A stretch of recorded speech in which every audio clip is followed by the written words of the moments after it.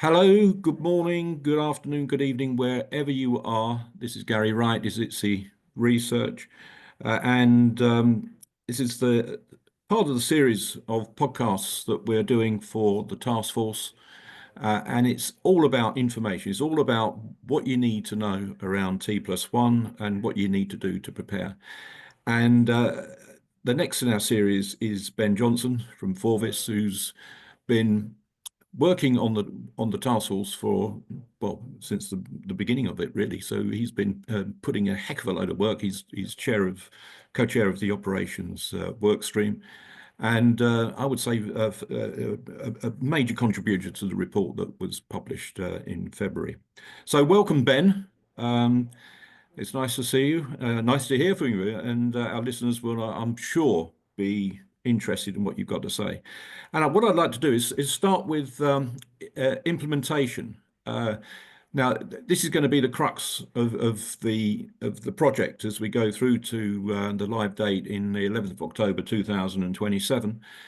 So what should firms be thinking about implementing T+1? Gary, thanks for having me. It's my first podcast, so I'm nervous and excited in equal measures, so go easy on me. Yeah, no, thanks. Implementation, yeah, I think it's really where the sort of task force needs to get to over the course of the next few weeks is to kind of flip into more of an implementation working group. So that's kind of the conversations that we've started having with Andrew Douglas, and Mimi Yan, my co-lead. The foundations are good, right? Because the working group was far-reaching. We had membership from all sectors of the UK securities value chain, and I think we've come out of it with a really good set of recommendations, as well as suggested times for implementation. So it's all there, or we hope it's all there. Um, so a lot of our working group members are now in a position where they're starting their programs, and for some it's more complex than others because they've got multiple business units and they've got competing priorities and all the rest of it. So I think really what you should be doing in terms of implementation is, now that you've got the final report on the 6th of February, you should really be, double downing on that and really looking at the scope, right? Looking at, how does this impact me? How does it impact my trade flows, my businesses, and all the rest of it? I think communication's really, really key at this stage, because you've got the UK that's going live. We've now got the Europeans as well as the Swiss that are going to be going live at the same time. So I think to be successful, you need to look across and very broadly across all of your portfolio, and what's going on in that portfolio. Can I leverage some of the stuff that's probably already going on? Because a lot of firms are focused on settlement efficiency anyway. So, you need to know about that, and you might have a dependency on that for your program. So all of that is about communication, and all of that is about knowing, what's going on. In terms of the report itself, like I said, foundationally very good, but there's always room for interpretation. So make sure that you're talking to your compliance departments, make sure you're talking to your legal departments, and make sure you're talking to anybody that touches a UK security, or a secondary security that might be impacted by it. So, and I think that's where the working group comes in, because we you know we had a steerco earlier this week, and I was keen to get the point across that we need to be joining forces with the EU working group as well, which we kind of do by design anyway, because we've got people that cross both the UK and the EU working group. But we need to be open to answer questions, because although we think the requirements are clear, and I think they're certainly clearer than they were in the draft report, on the back of the consultation, people are still going to have questions. So that's what we're flipping into. So, I would encourage everybody that's got that's a stakeholder in UK T1, whether you're somebody in ops, front office, whether you're working in change management, use the working group, right? That's why they're there. So when you've got queries, come to us and we'll answer your questions. And on the working groups, Ben, are you still taking volunteers to take part in the various work streams? Is that still open, or Yeah, yeah? yeah, absolutely. Just reach out to me. I think my contact details are on the UK website, Accelerated Settlement website, and my colleague Mimi, and also we've got our sub working group leads as well. So with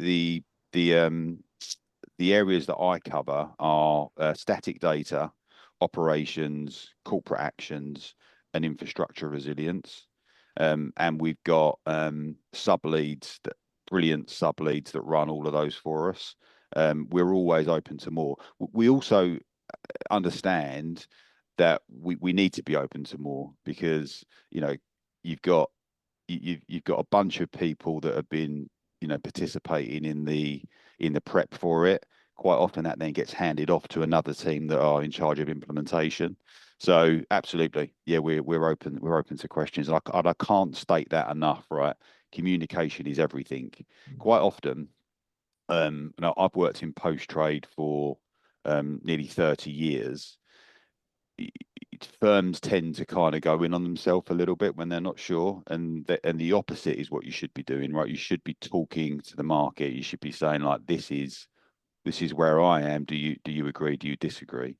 Um, whenever there's an interpretation issue, you're better off to be in the pack, agreeing with what everybody else is doing, and that's what the working group's there for. Right. So yeah, I would So, encourage that. so firms at this stage should be first of all assessing internally, and then putting a project team together to across the enterprise. Would that be a fair comment? Yeah, completely, Gary. Yeah, and we've seen a lot of that, right? I think we need to see more of it.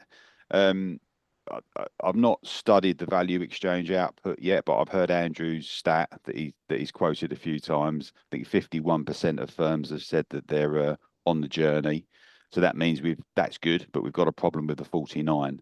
Yeah. Um, a lot of these um, recommendations, although they're fairly simple in nature. I don't want to overcomplicate things, but they do take time to implement, especially when you've got competing priorities at firms. There's firms are trying to do a lot of things at the same time. Um, and a lot of that's regulatory as well. So obviously T1 is a regulatory project, but there's other projects out there that are also regulatory. So there's that, there's a lot of demand out there. Um, so don't leave it late is what I'm saying. Start that preparation now, especially because if you look at the recommendations, there's some pretty key recommendations in there that have got a 2026 deadline. So although we're all marching towards the 11th of October for the ultimate change of CSDR Article 5 and the venues to start, the machine to start moving to T1, some of your post trade things you need to get done by the end of 2026. Um, and the lead time for some of for some of our working group members is quite long. So don't hang around. Get moving. There's a ton of options out there for automation if you can't do that in house. And we've got working group members that represent some of those organisations as well. So yeah, start today. And there's a lot of recommendations, right? We've got 12 critical recommendations. The working group is kind of saying if you don't do those, you're going to really struggle in a T1 environment. And then you've got 26 that are highly recommended. And if you do those, you're going to thrive in a T1 environment. And that's the commercial aspect, right? This isn't just about reg. This is about, the commercial upside of settlement efficiency. Right. Well, that's great. That's great. So that's a call to arms from Ben. Very clear, I think, that firms should start their assessments now. Use the report as a guide. That will give you something tangible to work from. do your assessments, and then work towards a budget, because you're going to be having to do this by 2026 in preparation for 2027. So time is extremely short. Ben, thank you very much. We'd like to have you back again sometime in the future to take this discussion a little bit further forward. And would you be pleased to come back? Very happy to, Gary. We expect that we're going to get. I can share some of the output from the implementation working group that we're setting up in the UK. And again, the more that we can get that message out, the better. So I'd be honoured. So thanks very much. Okay, well, thanks very much, Ben. Thanks, listeners. Keep an eye out on the Taskforce website for the series of podcasts. We're going to be doing this all year, and we'll be covering it from all different angles, all different aspects of T+1. So it'll be your place to go to be prepared. Goodbye, everyone.